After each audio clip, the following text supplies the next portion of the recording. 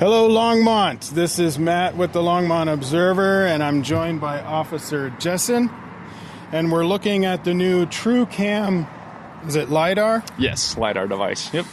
And this is a new updated kind of speed detector. Now you're saying it goes by light. That's correct. Yeah, it uses a series of laser light pulses that it sends out, and then the device receives that after it bounces off something that's reflective. The device then does the internal calculations of speed as distance over time using the constant of the speed of light, which is about 186,000 miles per second. Now, because radar, for people that don't know, radar detector does a very wide scope. Yeah, it sends out like a more of a cone pattern out of the radio frequency, and that's what reflects back, and you get that different in audio change, which is the Doppler effect, to give you the kind of the frequency of the waves coming towards you to get the speed. So, and it's using the speed of sound versus the speed of light. Right, and then you're also able to aim it more precisely. Yeah, that's correct. Yeah, with the device, it's got a scope or a reticle that's on the top, and that's what we use to aim the device at the approaching vehicle. Now, we were going over a little bit of the specs. It has a camera on it. It does. And it records like a 1 second video whenever someone goes over the speed limit that you set to? Yep, so basically we set the device with the speed limit for the roadway, and then the speed that we want the device to record if there's a vehicle traveling faster than that number. So like the roadway behind us, I set it at 20 and then set it to record after 25 miles an hour. So anything over 25 miles an hour, the device will record that 1 second video clip. Right, and then being a camera guy, I wanted to know how the camera works. So it goes at 24 frames a second. Yes. Which I thought was kind of low. I mean, that's film.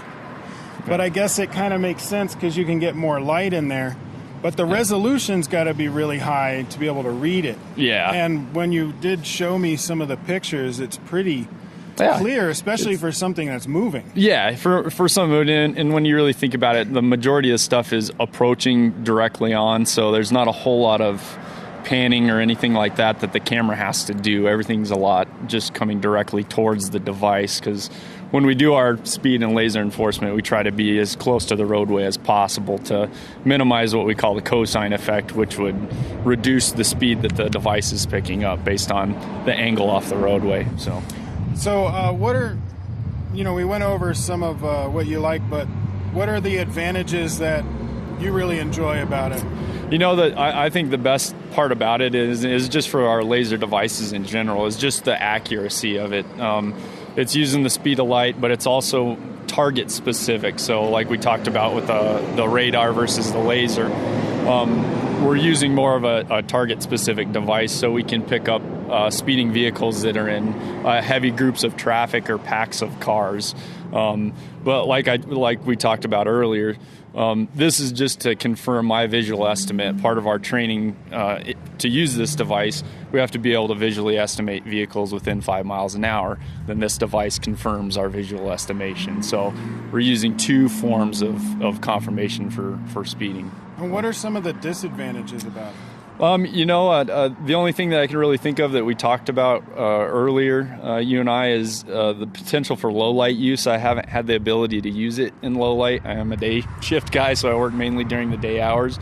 But that's definitely something that I'll have to try out, and I could see that maybe being a disadvantage with the type of camera that's on it, but I'm not 100% sure on that. Because the thing on the side there is a flap where you can adjust like aperture or ISO. That's correct. Or focus there. Yeah. So that you get a good light depending on what kind of light you've got. Like we're overcast today. Correct. But when it's not overcast, you don't want to get whitewashed out. Exactly. Yeah. But I can't imagine that it would be able to do night unless it's like a night camera. Night vision. Correct, which this, to the best of my knowledge, this is not. So it's just your standard So at video night you camera. would use the regular radar. Correct. like Yeah. normal. Yes. Like you had for the past 30, 40 years. Exactly. Well, thank you very much, Mr. Officer Jensen. Mr. Yeah, Officer it works. Jensen. I'd shake your hand, but I'm holding the camera. No, appreciate the time and the opportunity to show this wonderful device. And we were granted this through our Click It or Ticket campaign through CDOT for being the most resourceful with our grant money, using it appropriately for it. And you said the company was LTI? Yes, this is a LTI 2020 TruCAM. And they do have a website if you want to look up the specs of this, if you're interested in the technical aspects.